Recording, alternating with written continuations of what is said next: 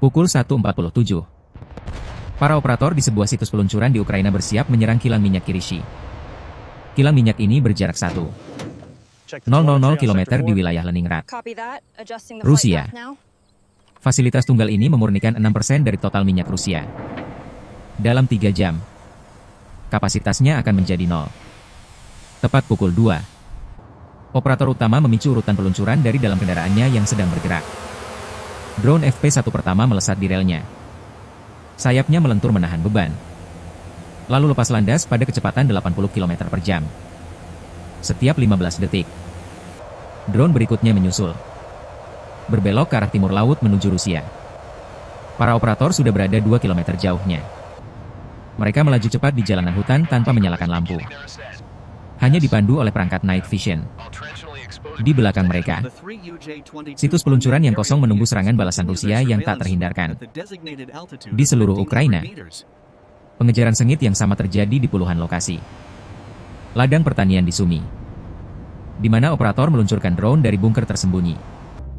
Tempat istirahat di jalan tol dekat Chernihiv, di mana truk-truk menyingkap rel peluncuran rahasia. Atau pabrik di Kharkiv, di mana kru pemeliharaan sebenarnya adalah tim drone. Sebanyak 361 drone diluncurkan dalam urutan waktu yang presisi. Namun, ada yang membuat koordinasi ini luar biasa. Paket drone untuk Kirishi justru diluncurkan paling akhir. Padahal rute mereka adalah yang terjauh. Mereka akan membakar lebih banyak bahan bakar dengan terbang lebih cepat pada 200 km per jam. Sementara itu, drone yang menuju target lebih dekat terbang lebih efisien pada kecepatan 150 km per jam. Perencanaan terbalik ini berarti semua 361 drone akan tiba dalam rentang waktu 20 menit yang sama. Moskow, Bryansk, Smolensk, Rostov, Kirishi, semuanya akan menghadapi serangan secara serentak. Para komandan pertahanan udara Rusia harus memilih aset mana yang akan dilindungi. Apa yang terjadi selanjutnya membuktikan mengapa seluruh doktrin pertahanan mereka dirancang untuk gagal. Radar perintis Rusia di Donetsk yang diduduki sementara mendeteksi peluncuran dalam hitungan detik. Radar ini dapat melacak bola bisbol dari jarak 60 km. Melihat 35 drone yang sedang menanjak di layar mereka sama seperti melihat kembang api. Data tersebut langsung mengalir ke jaringan pertahanan udara terintegrasi Rusia. Komputer di Moskow mulai menghitung solusi intersepsi. Pilot-pilot tempur di seluruh Rusia bagian barat berlari menuju pesawat mereka. Tetapi mereka akan segera menemukan bahwa seluruh doktrin pertahanan mereka memiliki kelemahan fatal. Rusia membangun pertahanan udaranya untuk menghentikan pesawat pengebom B-2 Amerika seharga $2 miliar. Rudal S-400 mereka berharga $5 juta per unit. Pesawat tempur mereka membakar bahan bakar senilai $10,000 per jam. Namun, drone FP1 ini hanya membutuhkan biaya $50,000 untuk dibuat. Perhitungan ekonomi ini merusak doktrin Rusia. Tembakan rudal seharga $5 juta ke drone seharga $50,000. Atau biarkan drone itu lolos dan mengambil risiko kerusakan kilang minyak bernilai miliaran dolar. Setiap pilihan berarti kerugian. Ditambah lagi, FP1 bernavigasi menggunakan sistem yang tidak bisa dikelabui. Penerima utamanya melacak satelit GPS dan GLONASS secara bersamaan. Jika satelit Amerika mengatakan Anda di sini, tetapi satelit Rusia mengatakan Anda di sana. Drone tahu ada yang berbohong. Bagian cerdasnya adalah sistem cadangan pencocokan kontur medan. Altimeter radar drone terus-menerus mengukur ketinggian tanah, membandingkannya dengan peta topografi yang tersimpan. Bahkan jika kedua sistem satelit diganggu, drone membaca bentuk permukaan bumi itu sendiri untuk mengetahui posisinya secara pasti. Mesin yang menggerakkan senjata ini adalah mesin 2 tak buatan Tiongkok yang bisa Anda pesan online seharga $500. Mesin ini menghasilkan 5 tenaga kuda dengan bahan bakar bensin biasa, memberikan jangkauan tepat 600 km. Ukraina tidak mengembangkan teknologi militer yang eksotis. Mereka mengambil suku cadang dari toko hobi dan mengubahnya menjadi senjata strategis. Namun, hulu ledaknya adalah kelas militer. 80 kg bahan peledak tetril yang meledak pada kecepatan 900 meter per detik. Dikelilingi oleh bola-bola baja yang akan menembus beton dari jarak 200 meter.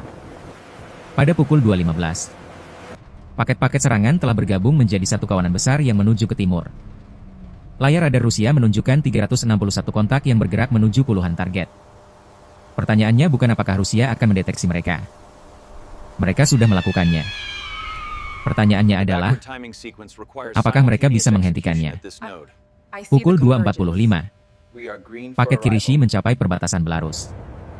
Kawanan utama yang terdiri dari 326 drone terus bergerak ke timur menuju Moskow dan target sekunder lainnya. Inilah momen kritisnya. 35 drone memisahkan diri ke utara, menyelinap di antara pertahanan Belarus dan pencegat Rusia. Jika terdeteksi sekarang, terisolasi dari kawanan utama, mereka akan menjadi mangsa yang mudah. Paket tersebut segera terpecah menjadi apa yang disebut Ukraina sebagai formasi tangga. Drone pengecoh Mugin 5 naik ke ketinggian 3,000 meter. Mereka sengaja menyiarkan sinyal pada frekuensi kontrol drone yang sudah dikenal. Mereka ingin dilihat, dilacak, dan dihadapi. Drone komersial yang dimodifikasi ini bahkan membawa reflektor radar, kubus sudut aluminium yang membuatnya tampak besar di layar radar. Dengan harga $30,000 per unit, tugas mereka adalah maju lebih dulu untuk menyelamatkan misi. Drone UJ-22 terbang stabil di ketinggian 1,500 meter, mengambil lapis tengah. Beberapa membawa hulu ledak sungguhan seberat 20 kg. Yang lain hanya membawa pemberat untuk menyamakan karakteristik terbang. Peran mereka, menerima tembakan rudal dari sistem Buk dan Tor, memaksa Rusia kehabisan amunisi. Drone penyerang FP-1 menukik hingga ketinggian 50 meter. Mereka menghilang ke dalam apa yang disebut operator radar sebagai ground clutter atau gangguan darat. Pada ketinggian ini, sinyal radar memantul dari segala sesuatu pohon, bangunan, kendaraan. Ini menciptakan kebisingan elektronik yang menyembunyikan target kecil. Selain itu, kelengkungan bumi juga membantu. Radar bergerak dalam garis lurus, tetapi planet ini melengkung ke bawah. Pada ketinggian 50 meter, sebuah drone menghilang dari radar darat di luar jarak 30 km. Hukum fisika itu sendiri yang melindungi mereka. Inilah mengapa formasi ini jenius. Setiap lapisan ketinggian mengalahkan lapisan pertahanan Rusia yang berbeda. Mugin 5 di ketinggian akan memicu sistem S-400 dan S-300. Sistem strategis yang dirancang untuk pesawat pengebom. UJ-22 di ketinggian menengah akan menarik tembakan dari sistem taktis. FP-1 yang terbang rendah akan menyelinap melalui celah di antara lapisan-lapisan ini. Jarak vertikal berarti tidak ada satupun rudal yang bisa mengenai beberapa drone sekaligus. Rudal yang naik ke ketinggian 3,000 meter tidak dapat secara bersamaan mengenai sesuatu di ketinggian 50 meter. Interceptor MiG-31 Belarus lepas landas dari pangkalan udara Baranovichi. Radar Zaslon mereka adalah salah satu yang paling kuat yang pernah dipasang pada pesawat tempur. Dirancang untuk melacak pesawat pengebom B-52 dari jarak 300 km. Tetapi kekuatan itu menjadi kelemahan. Radar ini menggunakan sorotan pensil sempit yang dioptimalkan untuk pencarian di ketinggian. Mencoba menemukan drone kecil di ketinggian puncak pohon dengan MiG-31 sama seperti menggunakan teropong penembak jitu untuk memukul nyamuk. Para pilot langsung mengunci Mugin 5 yang terbang tinggi. Tetapi doktrin mengharuskan identifikasi visual sebelum menembak. Saat mereka mengkonfirmasi niat musuh, paket serangan yang sebenarnya telah menciptakan jarak 40 km. Para pengecoh bekerja dengan sempurna, menarik para pencegat ke atas sementara para penyerang menyelinap di bawah. Namun, drone-drone itu baru saja memasuki jaringan pertahanan udara terpadat di bumi. Di depan, menunggu baterai S-300 di dekat Tivin dengan radar CC Grater yang terkenal. Ukraina tahu apa yang tidak diketahui Rusia, bahwa radar yang tak terhentikan ini memiliki tepat satu kelemahan. Pukul 4, paket drone mendekati Tivin, 200 km dari Kirishi. Radar 9S-19M2 milik S-300. CC Grater mulai melacak mereka. Radar ini tampak tak terkalahkan. Frekuensinya melompat-lompat melintasi X-band 100 kali per detik. 8 GHz. 12. 10. 9. Tidak pernah menggunakan frekuensi yang sama dua kali. Anda tidak bisa mengganggunya. Karena saat Anda bereaksi, frekuensinya sudah berpindah. Tetapi Ukraina telah menemukan kelemahan fatalnya selama serangan sebelumnya. Setiap 10 detik, sistem harus mengkalibrasi ulang urutan lompatan frekuensinya. Selama tepat 500 milidetik, ia berhenti memancarkan sinyal.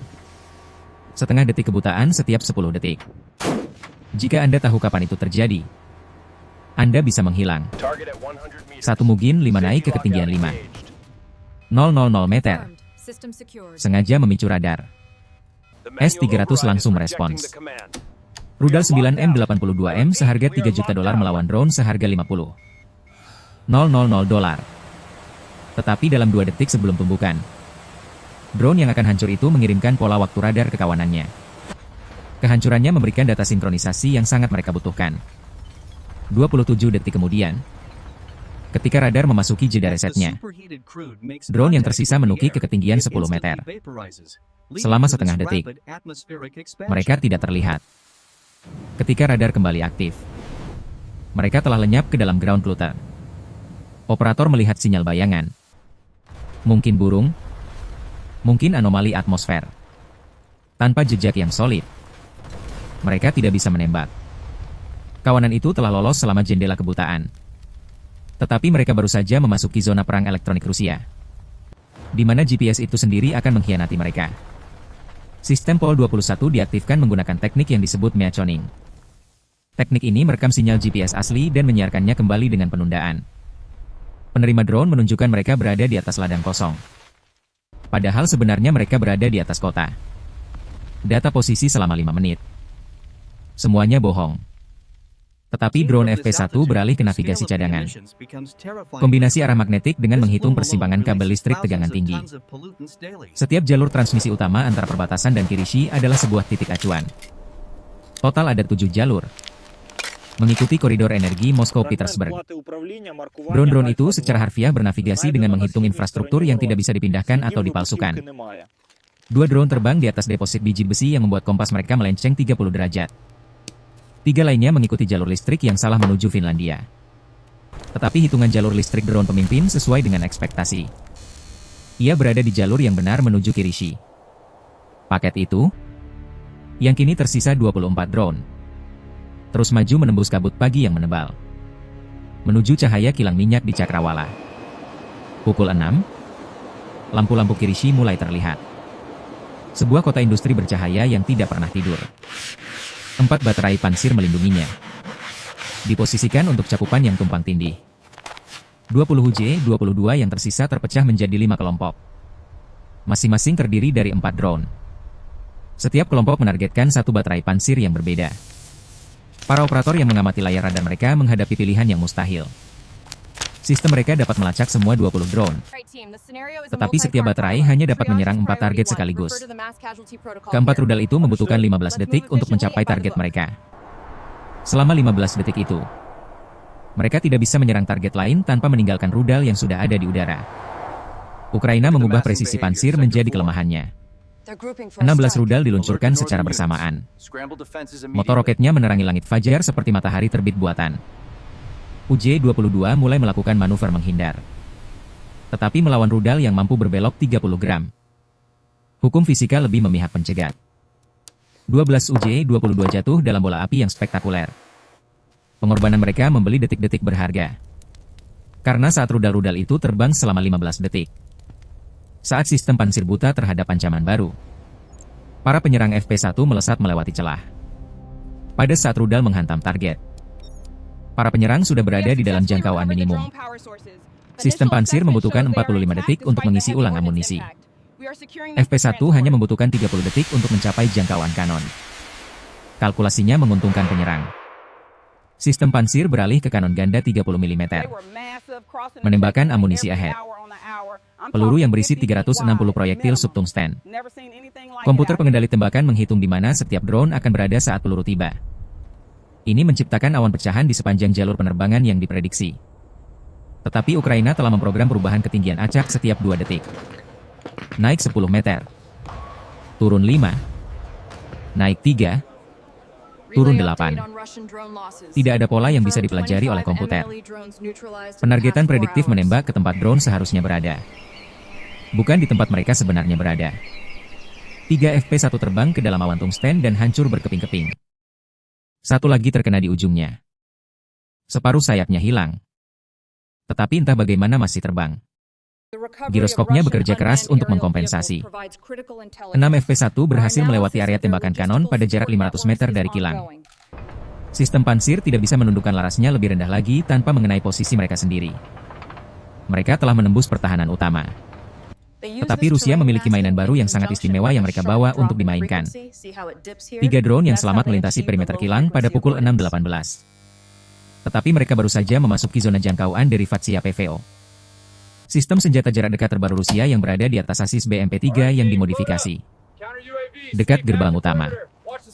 Kanon otomatis 57 mm miliknya sudah melacak drone yang datang. Ini bukan sekadar senjata anti pesawat biasa. Sistem ini dirancang khusus untuk menghentikan kawanan drone seperti ini. PVO menembakkan peluru dengan sekering yang dapat diprogram. Inilah yang membuatnya mematikan. Pengukur jarak laser mengukur jarak pasti ke setiap target.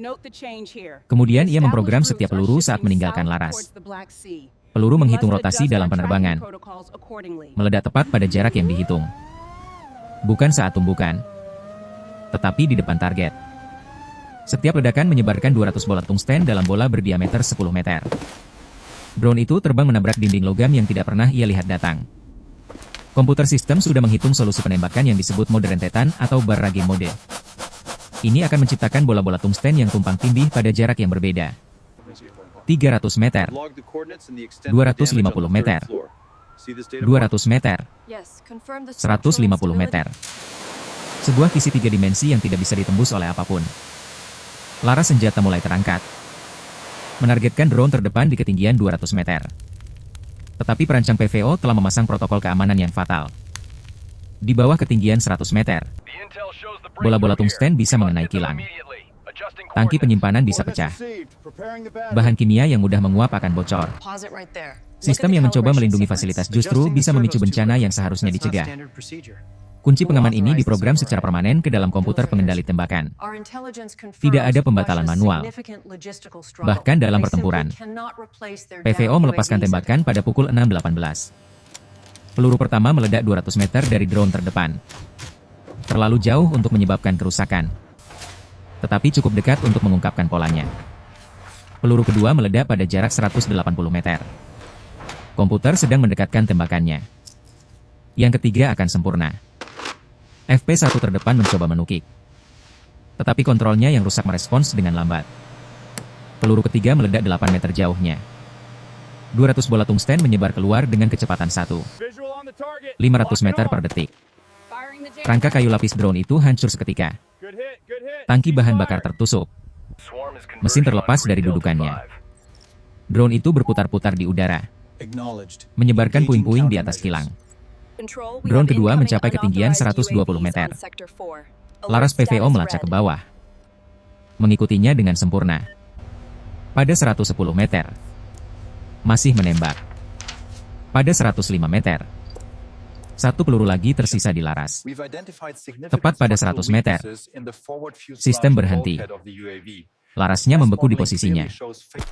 Peluru terakhir meledak tanpa membahayakan di atas drone yang sedang menukik. Operator bisa melihatnya dengan jelas. Melacaknya dengan sempurna.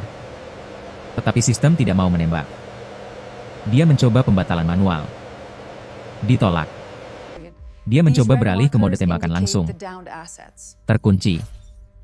Komputer telah memutuskan bahwa melindungi kilang dari tembakan kawan lebih penting daripada menghentikan 2 drone. Sebuah kesalahan besar. Pukul 6.19. FP1 pertama menghantam persimpangan CDU-100. Tepat di mana intelijen menunjukkannya. 25 kg tetril meledak pada 900 meter per detik. Menciptakan tekanan berlebih 100 PSI. Penyangga yang berkarat langsung runtuh. Minyak mentah pada suhu 380 derajat Celcius dan tekanan 30 atmosfer menyembur dari pipa yang pecah. Cairan super panas itu bertemu udara dan menguap. Ledakan bahan bakar udara yang merambat ke seluruh kompleks. 10 detik kemudian, drone kedua menghantam segel tangki 47 yang sudah aus. Uap yang terkumpul langsung menyala. Atap apung menjadi proyektil seberat 50 ton. Diluncurkan 200 meter oleh gas yang mengembang sebelum menghancurkan gedung administrasi. 80,000 barel minyak bumi kini tidak memiliki penutup. Memicu neraka yang tumbuh secara eksponensial dan menjulang ke awan. Kegagalan CDU-100 merambat melalui sistem yang saling terhubung seperti domino yang dirancang untuk jatuh. Kolom fraksinator yang kekurangan pasokan mengalami penurunan tekanan yang katastrofik. Hidrokarbon cair pada suhu 380 derajat mengalami perubahan fase instan. Sebuah BLV Boiling Liquid Expanding Vapor Explosion. Ledakan uap dari cairan mendidih yang mengembang. Kolom itu sendiri setinggi 40 meter. Terbelah di bagian lasnya. Bagian atasnya terbang 800 meter seperti rudal raksasa. Ledakan sekunder merobek keluar. Gelombang kejut dari BLV menusuk 6 tangki penyimpanan secara bersamaan. Sistem darurat mencoba mengisolasi beberapa bagian, tetapi kerusakannya terlalu luas. Pompa tidak bisa berhenti karena tekanan hilir hilang. Katup tidak bisa menutup melawan aliran balik. Sistem pemadam api tidak memiliki tekanan. Saluran air utama terputus oleh ledakan pertama. Kilang minyak Kirishi. Dengan kapasitas 355,000 barel per hari. Atau 4% dari kapasitas Rusia. Sedang menghancurkan dirinya sendiri dari dalam. Citra satelit mengkonfirmasi apa yang disangkal Rusia selama berhari-hari. CDU-100 hancur. Unit katalitik cerakar hancur. Dibutuhkan minimal 6 bulan sebelum operasi parsial bisa dimulai. Kapasitas penuh mungkin tidak akan pernah kembali. Rusia mengklaim telah mencegat semua drone. Api neraka yang terlihat dari luar angkasa menceritakan kebenarannya.